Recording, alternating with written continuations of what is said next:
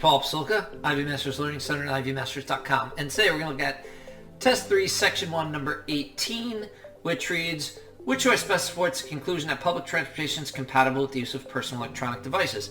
Now, I'll say this when you come across this type of a question. I'm going to make a point, bear with me. I'm going to go back to the first passage. And when students see the line references, they're used to reading this. Which choice provides the best evidence to answer previous question? And then what's the next one you get? Number 10. Which choice provides the best evidence to the answer to previous question? Which line reference, 4-line reference do you get after that? Which choice provides the best evidence to the answer to previous question? And so, number 15. Which choice provides the best evidence to the answer to previous question? So students are so used to seeing that what they may do sometimes is they may assume that number 18 is paired with number 17. And sure enough, what we get is lines 59 to 63. That does include the lines where the line most nearly means that vocabulary and context question is. So usually what the College Board will do is they'll put an answer choice that is wrong for number 18 that pairs correctly with number 17 because they know that sometimes students will not read this question and just assume that it's a best evidence question that's paired with the previous question. Notice number 18 is a question in and of itself. So to get our answer, we know that it's got to be somewhere between lines 59 and 81. So let's go to the videotape. Actually, not the videotape. We're going to go to our passage over here. So it looks like it's somewhere in this giant paragraph. So let's look for technology. If you credit the demographers, this transit trend has legs. The millennials who reached adulthood around the turn of the century now outnumber the baby boomers and tend to favor cities over suburbs and are far more willing than their parents to ride buses and subways. Part of the reason is their ease with, oh boom, we got some technology here. iPads, MP3 players, Kindles, and smartphones.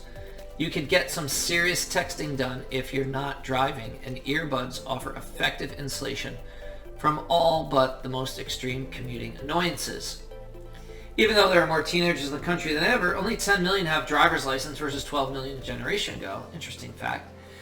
Baby boomers may have been raised in Leave It to Beaver suburbs, but as they retire, a significant contingent is favoring older cities and compact towns where they have the option of walking and riding bikes. Seniors, too, are more likely to use transit.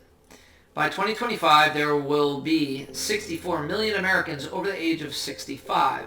Already, dwellings in older neighborhoods in Washington, D.C., Atlanta, and Denver, especially those near light rail or subway stations, are commanding enormous price premiums over suburban homes. The experience of European and Asian cities show that if you make buses and subways and trains convenient, comfortable, fast, and safe, a surprisingly large percentage of citizens will opt to ride rather than drive. Alright, it's just talking about technology right here. And this is my prediction. The lines may be off, but it's specifically 61, 2, 3, 4. 64 is naming it, and it looks like my prediction is going to be 63 to 4, 5, 6, 7. 63 to 67, there's your sentence. And do we get that? 63. Boom! Hit the nail on the head. If you look at the other stuff, technology is not personal electronic devices, as it's said. Technology, if it's electronic, it's technology. And these are examples of iPads, MP3 players, Kindles, and smartphones are examples of personal. They belong to one person. Electronic devices that are electronic.